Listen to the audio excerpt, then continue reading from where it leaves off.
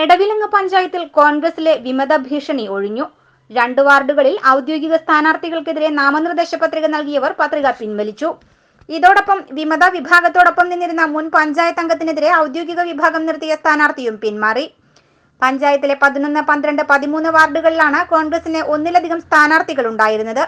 12-ാം വാർഡിൽ പ്രസന്ന ശിവദാസിനെതിരെ രഞ്ജിത്ത്, 13-ാം വാർഡിൽ ഇ.കെ. സജീവനെതിരെ സബിത ഷാഫി എന്നിവരാണ് മത്സരിക്കാനൊരുങ്ങിയത്. ഇതിനിടെ മുൻ പഞ്ചായത്ത് അംഗവും വിമത വിഭാഗത്തിനോട് ചേർന്ന് നിൽക്കുന്നയാളുമായ എം.ജി. അനിൽകുമാറിനെതിരെ ഔദ്യോഗിക വിഭാഗം ബെന്നി കാവാലംകുഴിയെ രംഗത്തിറക്കുകയായിരുന്നു. പത്രിക പിൻവലിക്കാൻ ദിവസം മാത്രം ശേഷിക്കെ ഡി.സി.സി നേതൃത്വം നടത്തിയ അനുരഞ്ജന ചർച്ചയ്ക്കൊടുവിൽ വിമത സ്ഥാനാർത്ഥികളെ പിൻവലിക്കാൻ ധാരണയായി. ജയസാധ്യതയുള്ള വാർഡുകളിൽ വിമതർ രംഗത്ത് വന്നത് കോൺഗ്രസിന് തലവേദന സൃഷ്ടിച്ചിരുന്നു. സോലെ ന്യൂസ് ബാങ്ക്, കൊടുങ്ങല്ലൂർ.